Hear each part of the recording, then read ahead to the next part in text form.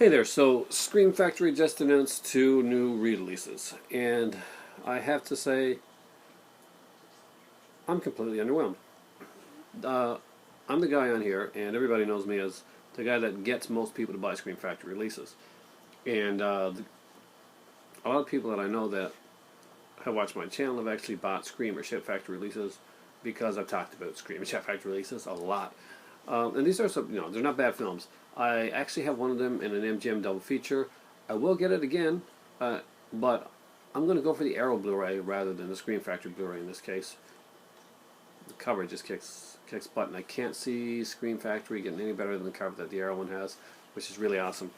So without further ado, the two releases are Motel Hell, which we all saw coming eventually down the road because Scream Factory had to deal with MGM, and we know that sooner or later a lot of those MGM features are going to get out there. Unfortunately, the second one isn't the other part of the double feature, which would have been Deranged with Robert Blossom, which actually would have made me excited, and I would have picked up both those on launched on there would have been day one buys for me. Neither one of these two movies are going to be day one buys for me. Second one is also a very good film with Roddy McDowall, classic horror, but it's nothing that excites me enough to make me want to buy it in the day one thing. This is going to be one where I wait for a bit on a couple of these, unfortunately.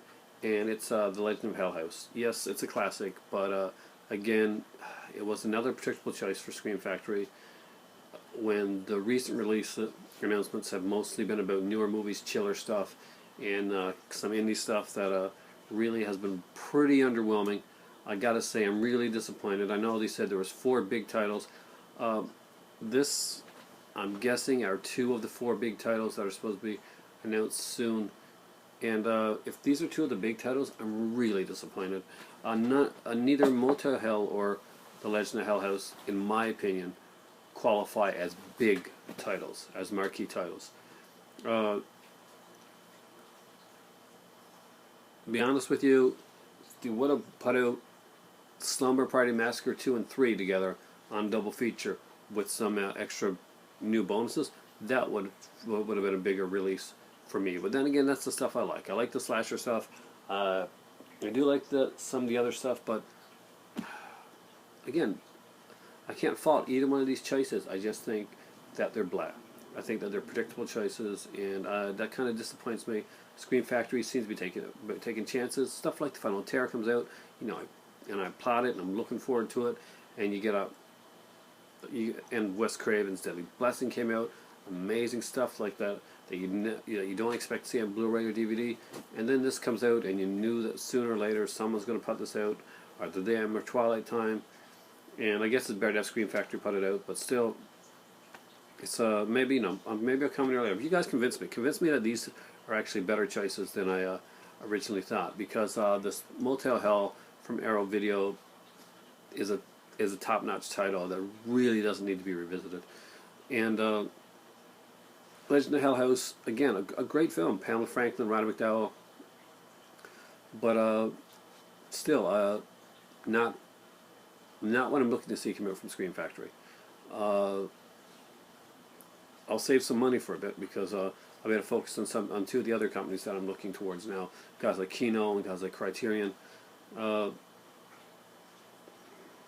the Scream Factory releases. I wish I could have said some better stuff, guys. On the other hand, I have tried the WWE Network. Got that one here now, and doesn't work well on the on my computer so far. But it's the first day, it's launch day. You kind of expect these hiccups and stuff like that.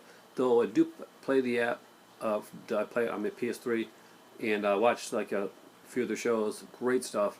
Haven't had any problems so far. Knock on wood with the WWE Network. Been finding really well.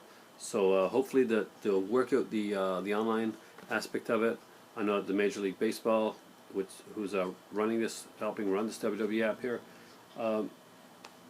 said that this is one of the biggest. They never imagined such an influx of people were going to come in. So I guess they're getting the service ready. Going to probably put on more dedicated service as the time goes by. We'll hope for that. And guys, again, thanks for watching. And maybe next time I come on to talk about Scream Factory, new releases, there'll actually be something that we couldn't have predicted about a mile away. And these ones were really predictable.